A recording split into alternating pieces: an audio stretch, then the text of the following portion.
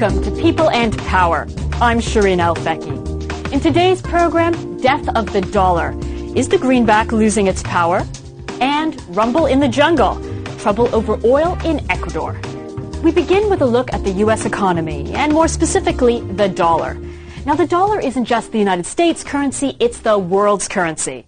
The one used for most business, whether it's buying a cup of coffee in America, trading oil from the Middle East, or financing a deal in Asia. Now, the dollar has been falling against other major currencies.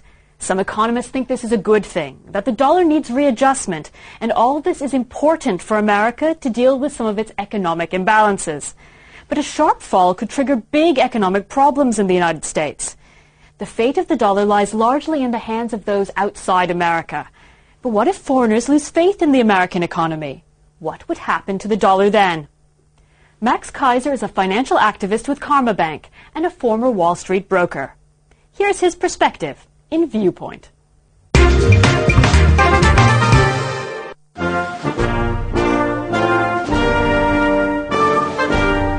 America, everyone agrees, it's a miracle economy with a booming GDP, low inflation, full employment, and rising productivity.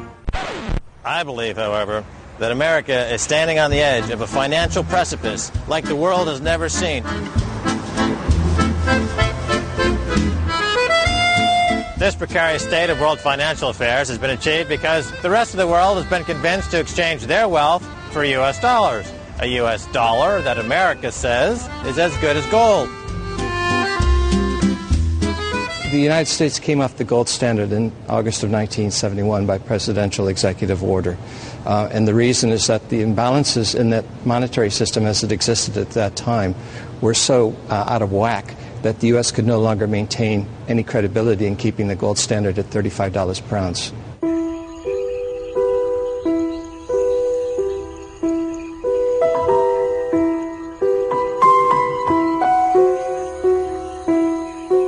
When the gold standard was eliminated in 1971, you eliminated all of the discipline on monetary creation. Yes, for 30 years, America has been inflating its money supply, which means that foreigners doing business with America don't get something for something. All of that monetary inflation means that the dollar gets devalued, massively devalued. Oh, gargantuanly devalued. Okay, bonjour. Le petit steak, bon steak. Un bon steak. Oui. Vous acceptez $1? Oui, c'est bon. It's good. It's gold. This is really gold. Avec la caissière. So why do America's trading partners accept this deal? Nothing for something. Is it because they've been mesmerized, or is it just a case of outright deception? The tricksters misdirect us away from the real inflation of the printing press and onto consumer price inflation, or CPI, an index based on a basket of consumer goods. You see, with everyone focused on the price of this basket of goods, they're not really focused on the real inflation that's happening in stocks, bonds, and real estate. So, should prices inconveniently rise in any given year?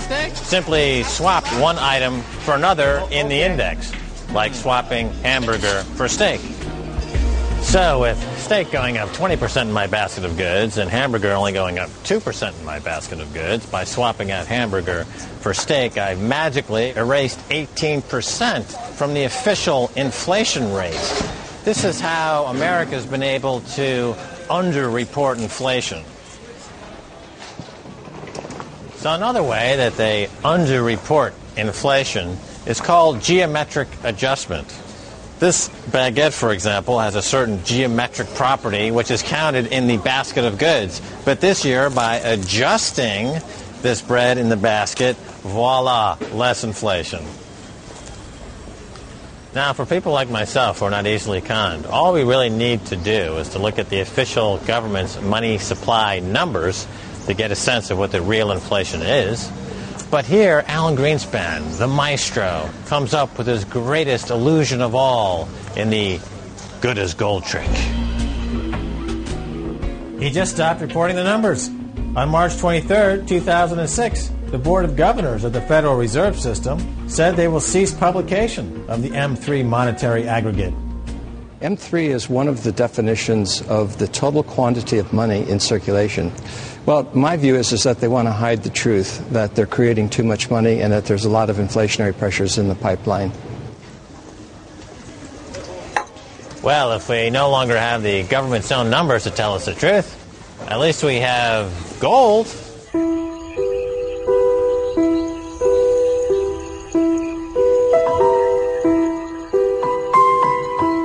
Gold has always been a reliable indicator of which way inflation's going.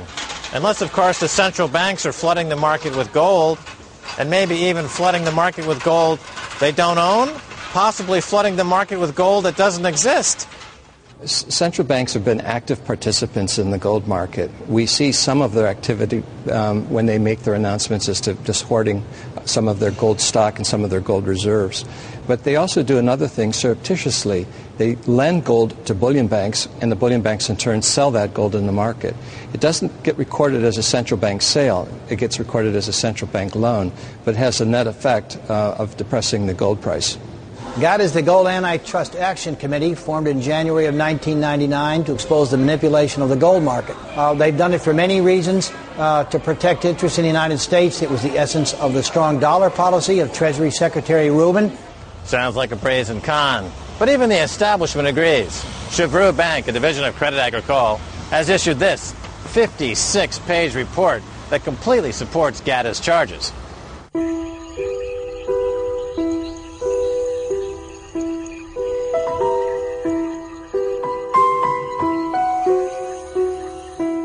On the geopolitical front, what if oil were priced in euros? Since the 1970s, oil has been priced in dollars. But then Saddam Hussein started pricing his oil in euros.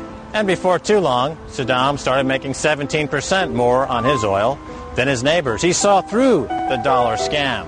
Now, we'll never know how far this would have gone because of shortly thereafter, Iraq was invaded.